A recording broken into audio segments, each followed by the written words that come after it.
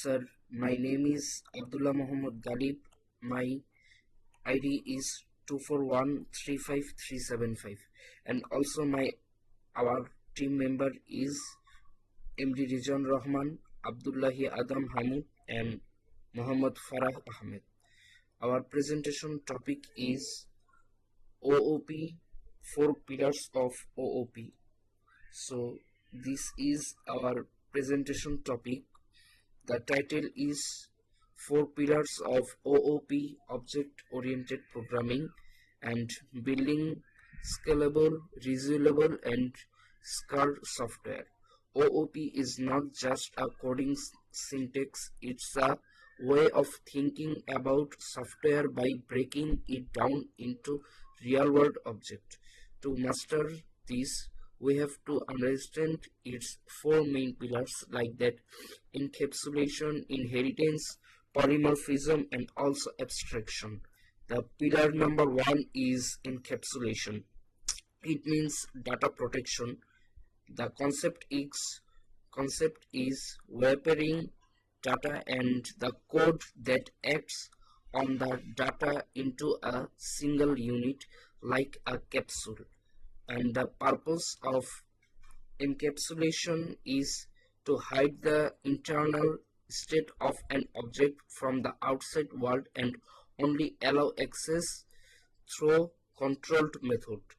How to active it or how to work it: make class variable private and provide public getter and setter method. For the example is here is, first of all, we have to declare our class declaration. The class is string name, and the second is private variables data hiding. The third is getter method. It means public string id or return id, and the fourth is setter method. The public void and set id is the method. Thank you, sir, to present my slide, and now I request to my friend Muhammad Rizwan Rahman to share his screen and present it. Assalamu alaikum wa rahmatullahi wa barakatuh. Assalamu alaikum. I'm Rizwan Rahman, ID 2413503. Now I will explain second pillar of object-oriented programming, which is inheritance. Inheritance is a mechanism where a new class called a child class can inherit properties and methods from an existing class called a parent class. This helps us to reuse code and avoid writing the same code again and again. Keyword plus relationship. In Java, we use the keyword extend to achieve inheritance. It also creates is a relationship. For example, dog is an animal. Now code explanation. Here we have a parent class named animal. It is a method called eat which prints animal is eating. Child class. Then we create a child class dog using the keyword extends animal. This means the dog class inherits all properties and methods of the animal class. So dog can use the eat method without writing it again. In addition, dog has its own method bark. In the main method, we create an object of dog. Then we call in it inherited from animal, and bark defined in dog. This shows how code reusability works using inheritance. So inheritance helps us to reuse existing code, reduce redundancy, and build a hierarchical relationship between classes. Thank you.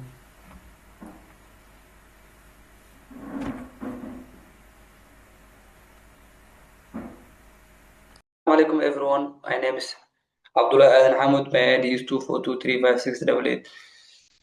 Today I am suggesting presentation about like object orientation programming. And this is my part. I will start my part in Bolominism.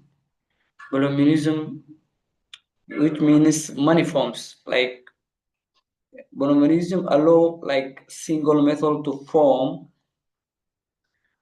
different action depending on the objects.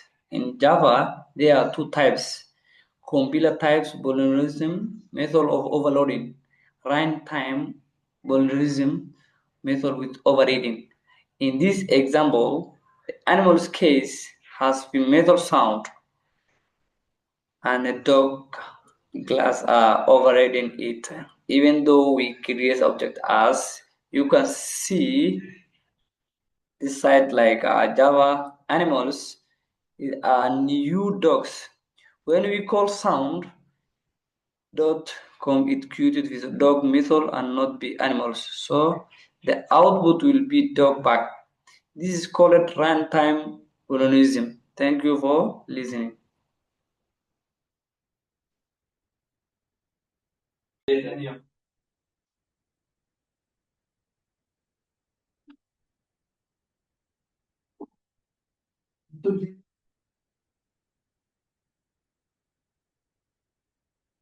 Okay, Assalamu alaikum warahmatullahi wabarakatuh.